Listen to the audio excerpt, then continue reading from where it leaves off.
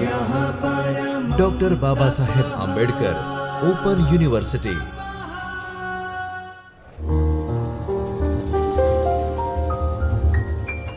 નમસ્તે. Doctor Baba Saheb Ambedkar open યુનિવર્સિટીના ચૈતન્ય સ્ટુડિયોમાંથી હું Hardik Bhatt, assistant professor, school of commerce and management વિભાગ, આપનું હાર્દિક સ્વાગત કરું છું.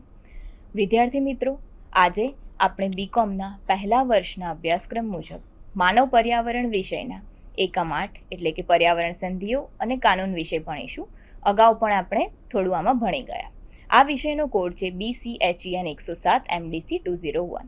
હવે અગાઉ જે આપણે જોયું તેમાં પર્યાવરણ સંબંધિત આંતરરાષ્ટ્રીય સંધિ અને કાનૂનમાં United Nations Framework Convention on Climate Change એટલે કે UNFCCC અને તેના મહત્વપૂર્ણ લક્ષ્યો, જેમાં પ્રોટોકોલ્સમાં પેરિસ કરાર, ક્યોટો પ્રોટોકોલ અને જૈવિક વિવિધતા પર સંમેલન એટલે કે CBD 1992 વિશે માહિતી મેળવી હતી. આજે આપણે જૈવ વિવિધતા, ઇકોસિસ્ટમ અને કુદરતી સંસાધનોનું રક્ષણ કરવા માટેના આંતરરાષ્ટ્રીય કરારો તથા મુખ્ય સંધિઓ જેમ કે sites, UNCCD, Ramsar, Montreal protocol, Stockholm અને બેસેલનો અભ્યાસ કરીશું. પહેલું છે convention on international trade in endangered species of wild ફોના and flora એટલે કે સાઇટ્સ 1973.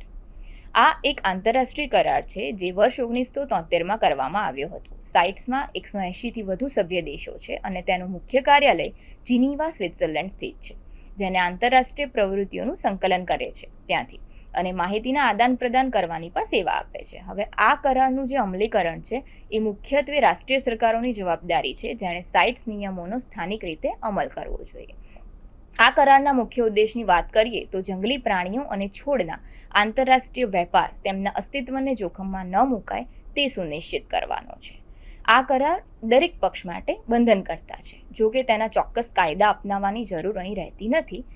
વિવિધ પક્ષકાર દેશોએ જંગલી પ્રાણીઓ, વૃક્ષો, દરિયાઈ જીવનસૃષ્ટિ, વન સંપદા તેમજ અન્ય પ્રાકૃતિક સંપદાના પરમિટ અને દસ્તાવેજોની સિસ્ટમ દ્વારા વેપારનું નિરીક્ષણ અને નિયમન કરવામાં આવે છે.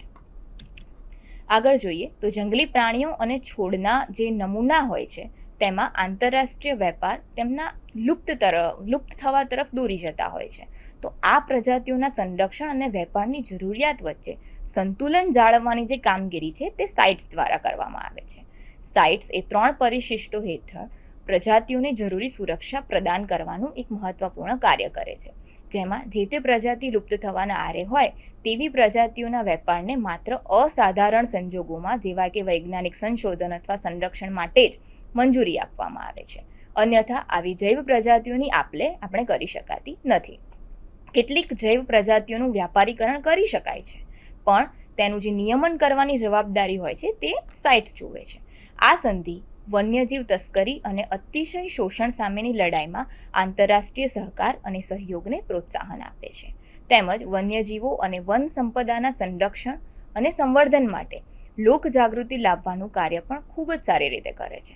આજે આપણે જોઈએ જ છે તો કે સરકારી જે પ્રતિબંધો છે, કાનૂન છે, આંતરરાષ્ટ્રીય કરાર અને સ્વૈચ્છિક સંગઠનો અસ્તિત્વમાં હોવા છતાં ગેરકાયદેસર વન્ય જીવન વેપાર નિયમો હોવા છતાં પણ ભયંકર જૈવ પ્રજાતિઓનો ગેરકાયદેસર વેપાર એ ખૂબ મોટી ચેલેન્જ છે, પડકાર છે.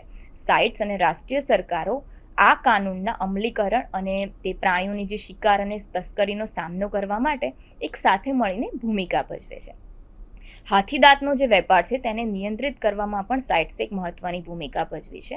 આફ્રિકન હાથી પરિશિષ્ટ 1માં સૂચિબદ્ધ હોવા છતાં કેટલાક દેશો બોત્સવાના, નામીબિયા, ઝિમ્બાબ્વેમાં મર્યાદિત અને નિયંત્રિત વેપારને મંજૂરી આપે છે. વાઘને પણ પરિશિષ્ટ 1માં સૂચિબદ્ધ કરવામાં આવ્યા છે. વાઘના ઉત્પાદનો જેમ કે ચામડી અથવા શરીરના ભાગોનો આંતરરાષ્ટ્રીય વેપાર સખત રીતે નિયંત્રિત છે. આવી જ રીતે સરીસૃપોના વ્યાપાર પર પણ નિયંત્રણનું કાર્ય કરવામાં આવે છે. સાઇટ્સ એ વિશ્વની જૈવ વિવિધતાને આંતરરાષ્ટ્રીય વેપારના દબાણથી મુક્ત રાખવા અને કુદરતી સંસાધનોના ટકાઉ ઉપયોગ સાથે સંરક્ષણની જરૂરિયાતોને સંતુલિત કરવા માટેનું એક મહત્વપૂર્ણ વૈશ્વિક સંગઠન છે. હવે છે convention to combat desertification. UNCCD 1994માં સ્વીકારવામાં આવેલ એક આંતરરાષ્ટ્રીય કરાર છે, જેનો હેતુ રણીકરણ સામે લડવા અને દુષ્કાળની અસરોને ઘટાડવાનો છે. તે મુખ્યત્વે વિશ્વના શુષ્ક, અર્ધશુષ્ક અને શુષ્ક પેટા ભેજવાળા પ્રદેશોમાં જમીનના ક્ષરણ થતા વિસ્તારો પર ધ્યાન કેન્દ્રિત કરે છે. UNCCD એકમાત્ર કાનૂની રીતે બંધન કરતા આંતરરાષ્ટ્રીય કરાર છે જે ખાસ કરીને રણીકરણને ઉદ્દેશીને જ તૈયાર કરવામાં આવ્યો છે. રણીકરણ UNSSDએ તેને એક માન્યતા એવી રીતે આપી છે કે જેમાં નિવારણ અને પ્રાદેશિક આંતરરાષ્ટ્રીય સ્તરે પગલાં લેવાની જરૂર પડે છે. રણીકરણથી જે દેશો અસર પામ્યા છે તેના માટે એક એક્શન પ્લાન તૈયાર કરવો અને તેમની ચોક્કસ જરૂરિયાતો અને પડકારોને અનુરૂપ ટકાઉ જમીન વ્યવસ્થાપનને પ્રોત્સાહન આપવા અને રણીકરણ સામે ચોક્કસ વ્યૂહરચનાઓ ઘડવા માટે પણ તે મદદરૂપ બને છે. આ પ્રકારના કાર્યક્રમોમાંથી જે તે જગ્યાએ સુધારા કરવા તેમજ ક્ષીણ થઈ ગયેલી જમીનને પુનઃસ્થાપિત કરવા અને જળ વ્યવસ્થાપનને વધારવા પર પણ ધ્યાન કેન્દ્રિત અહીં કરવામાં આવે છે. તો આનો જે પ્રાથમિક હેતુ છે તે રણ પ્રદેશોને આગળ વધતા અટકાવવા અને ટકાઉ જમીન વ્યવસ્થાપન પદ્ધતિ દ્વારા દુષ્કાળની અસરોને ઘટાડવાનો છે. જમીનની અધોગતિ જીવનને ટેકો આપવા માટે ઇકોસિસ્ટમની ક્ષમતા સાથે સમાધાન કરતું નથી. તે સૂકી ભૂમિની સ્થિતિ સુધારવા તેમજ ખાદ્ય સુરક્ષાનું રક્ષણ કરવા અને ટકાઉ જમીનના ઉપયોગ અને વિકાસને પ્રોત્સાહન આપીને એક જે ગરીબી છે તેને ઘટાડવાનો પણ અહીં પ્રયત્ન કરે છે. આ પ્રક્રિયા જેના દ્વારા વિવિધ પર્યાવરણીય પરિબળોને પરિણામે ફળદ્રુપ જમીન રણ બની જાય છે, જેમાં આબોહવાની ભિન્નતા અને માનવીય પ્રવૃત્તિઓ જેમ કે વન નાબૂદી, અતિશય ચરાઈ અને બિનટકાઉ ખેતી પદ્ધતિઓનો સમાવેશ થાય છે. તો આ જે લાંબા સમય સુધી જમીનનું ક્ષરણ એ રણીકરણને વધારે છે, તો આનાથી પાણીની અછત સર્જાય છે અને તેના લીધે પાક નિષ્ફળ જાય છે અને આજીવિકામાં પણ ઘટાડો થાય છે. તો આ લોકોએ સ્થળાંતરણ કરવું પડતું હોય છે. તો આમાં આ ભૂમિકાની વાત કરીએ તો શુષ્ક ભૂમિમાં જે આપણી ઇકોસિસ્ટમ છે તેના રક્ષણમાં નિર્ણાયક ભૂમિકા તે ભજવે છે, જે જળવાયુ પરિવર્તન અને બિનટકાઉ જમીનના ઉપયોગ કરવાની પ્રથાઓને કારણે રણીકરણ અને ક્ષરણ માટે જવાબદાર પરિબળો અંગે જાગૃતિ લાવે છે. ટકાઉ કૃષિ વ્યવસ્થા અને જમીન પુનઃસ્થાપિત કરવામાં પ્રોત્સાહન આપીને UNCCD જ્યાં રણીકરણના કારણે પાક નિષ્ફળ જતા હોય તથા દુષ્કાળની સ્થિતિ હોય તેવા અસરગ્રસ્ત વિસ્તારોમાં ખાદ્ય સુરક્ષા વધારવામાં મદદ કરે છે. વિશ્વના ઘણા ગરીબ સમુદાયો શુષ્ક પ્રદેશોમાં રહે છે. રણીકરણના કારણે સ્થાનિક આજીવિકા, ખાસ કરીને કૃષિ અને કુદરતી સંસાધન પર નિર્ભર વિસ્તારોમાં ગરીબીનું પ્રમાણ વધારે હોય છે. તો આવા વિસ્તારની ઓળખ કરી તેઓ પ્રાદેશિક સરકાર સાથે મળીને ગરીબી નિર્મૂલન માટેની પણ યોજના બનાવે છે. ક્લાઇમેટ ચેન્જ મિટિગેશન એ ડેઝર્ટિફિકેશન ડિગ્રેડેડ માટીમાંથી સંગ્રહિત કાર્બનને મુક્ત કરીને જળવાયુ પરિવર્તનમાં ભૂમિકા ભજવે છે. રણીકરણ સામે લડવું કે ઘટાડો કરવો એ કાર્બન ઉત્સર્જન ઘટાડવામાં પણ મદદ કરે છે અને જળવાયુ પરિવર્તન રોકવામાં પણ મહત્વપૂર્ણ ભૂમિકા ભજવે છે. રામસર સંમેલન ધ રામસર કન્વેન્શન 97 તેની સ્થાપના 2 ફેબ્રુઆરી 1971માં એક રામસર ઈરાનમાં રામસર સંમેલન યોજવામાં આવ્યું હતું ત્યારે થઈ હતી, જે એક મહત્વપૂર્ણ આંતરરાષ્ટ્રીય પર્યાવરણીય સંધિ પણ છે, જેનો હેતુ વિશ્વભરમાં વેટલેન્ડ્સના સંરક્ષણ અને ટકાઉ વ્યવસ્થાપન માટે છે.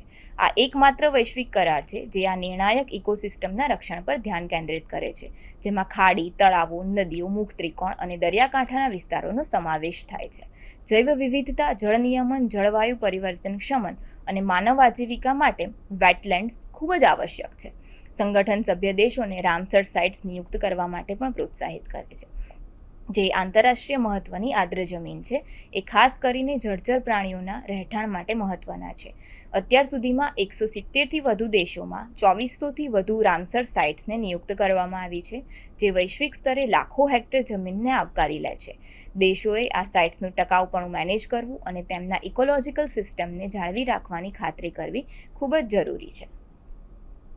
હવે એમાં આગળ જોઈએ તો રામસર સંમેલનનો એક કેન્દ્રીય સિદ્ધાંત છે, એ તે છે કે સ્થાનિક માનવ જરૂરિયાતો સાથે સંરક્ષણને સંતુલિત કરીને વેટલેન્ડ્સના ટકાઉ વ્યવસ્થાપનની હિમાયત કરવી અને તે ટકાઉ જમીન અને જળ સંગ્રહોને પ્રોત્સાહન આપવું, જેનો ઉદ્દેશ વેટલેન્ડ ડિગ્રેડેશનને રોકવા અને પુનઃસંગ્રહને સ્થાપિત કરવાનો છે. આ સંમેલન આંતરરાષ્ટ્રીય સહકારને પણ પ્રોત્સાહન આપે છે, ખાસ કરીને વહેંચાયેલ વેટલેન્ડ્સ માટે વૈજ્ઞાનિક સંશોધન કરવું, તકનીકી સહાય અને વેટલેન્ડ સંરક્ષણ માટે નાણાકીય સહાય કરીને તેમને એક પ્લેટફોર્મ પૂરું પાડે છે.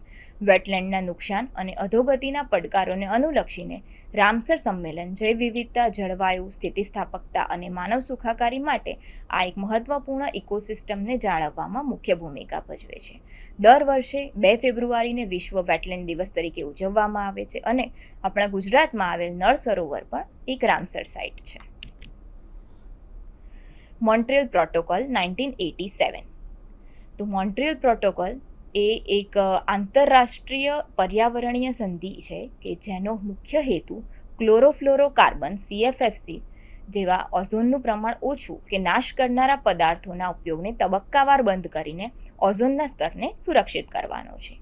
આ પ્રોટોકોલને સૌથી સફળ પર્યાવરણીય કરારમાંનો એક કરાર ગણવામાં આવે છે, કારણ કે તેનાથી ઓઝોનનું જે પ્રમાણ છે તે ઓછું કે નાશ કરનારા પદાર્થોના ઉત્પાદન અને વપરાશમાં નોંધપાત્ર ઘટાડો થયો છે, જેનાથી ઓઝોનના સ્તરમાં સકારાત્મક પરિણામ જોવા મળ્યા છે. આમાં વિકાસશીલ દેશોને સુરક્ષિત વિકલ્પો તરફ સંક્રમણ કરવામાં મદદ કરવા માટે દેખરેખ, રિપોર્ટિંગ અને નાણાકીય સહાય માટેની જોગવાઈઓ પણ આપવામાં આવે છે. મોન્ટ્રીયલ પ્રોટોકોલને લગભગ તમામ સભ્ય દેશો દ્વારા બહાલી આપવામાં આવી છે અને તે પર્યાવરણની સુરક્ષામાં એક ખૂબ જ મહત્વની ભૂમિકા ભજવી રહ્યા છે. The Stockholm Convention on Persistent Organic Pollutants તે એક 2001માં તૈયાર થયેલ આંતરરાષ્ટ્રીય પર્યાવરણ સંધિ છે, જેનો હેતુ સતત કાર્બનિક પ્રદૂષકો તરીકે ઓળખાતા હાનિકારક રસાયણોના ઉત્પાદન અને જે તેની ઉપયોગ હોય છે તેને ઘટાડવાનો અથવા તો દૂર કરવાનો છે. આ ઝેરી રસાયણો વાતાવરણમાં લાંબા સમય સુધી ટકી રહે છે તથા જીવંત સજીવોમાં એકઠા થાય છે અને મનુષ્યો અને વન્યજીવનના સ્વાસ્થ્ય માટે તે ગંભીર જોખમ ઊભું કરે છે. સ્ટોકહોમ કન્વેન્શન DDT, PCB અને ડાયોક્સિન જેવા રસાયણોને લક્ષ્યાંકિત કરે છે તેમજ સુરક્ષિત વિકલ્પોને પ્રોત્સાહન આપે છે અને દૂષિત વાતાવરણને શુદ્ધ કરે છે. તે વિકાસશીલ દેશોને નાણાકીય અને તકનીક સહાય પણ પૂરી પાડે છે. સ્ટોકહોમ કન્વેન્શનને 180થી વધુ દેશો દ્વારા સહમતિ આપવામાં આવી છે, જે વૈશ્વિક પર્યાવરણીય અને આરોગ્ય સુરક્ષામાં એક મહત્વની ભૂમિકા ભજવે છે. બેસેલ કન્વેન્શન 1989 તે વર્ષ 1989માં સભ્ય દેશોએ સ્વીકારેલી એક સંધિ છે, જેનો હેતુ આંતરરાષ્ટ્રીય સ્તરે હાનિકારક કચરાના નિકાલ અને લે-વેચ કચરાને નિયંત્રિત કરવાનો છે. તેનું જે પ્રાથમિક ધ્યેય છે તે આ કચરાનું પરિવહન, નિકાલ અને વ્યવસ્થાપન અંગેના કડક નિયમો દ્વારા જે હાનિકારક અસરો થાય છે જે કચરાથી તેનાથી બચાવવાનું છે. આ જે સંમેલન છે તે પર્યાવરણને યોગ્ય સંચાલનમાં પ્રોત્સાહન આપે છે અને તેમાં પક્ષકારોએ ખાતરી કરવી જરૂરી હોય છે કે જોખમી કચરાનું જે સ્થાનિક સ્તરે વ્યવસ્થાપન કરવામાં આવે અથવા તો પછી માત્ર યોગ્ય સુવિધાઓ ધરાવતા દેશોમાં જ તેની નિકાસ કરવામાં આવે. 180થી વધુ પક્ષો સાથે બેસેલ સંમેલન વૈશ્વિક સ્તરે કચરા સંબંધિત પર્યાવરણીય જોખમોને ઘટાડવામાં મહત્વની ભૂમિકા ભજવી રહ્યું છે. આજે આપણે જૈવ વિવિધતા, ઇકોસિસ્ટમ અને કુદરતી સંસાધનોનું રક્ષણ કરવા માટેના આંતરરાષ્ટ્રીય કરારો તથા મુખ્ય સંધિઓ જેમ કે sites, UNCCD, Ramsar, Montreal protocol, Stockholm અને બેસેલનો અભ્યાસ કર્યો. હવે પછીના લેક્ચરમાં આપણે ભારતમાં પર્યાવરણ સંબંધિત કાનૂનો જે છે તેના વિશેનો અભ્યાસ કરીશું. આભાર. આપનો દિવસ સુખદ રહે.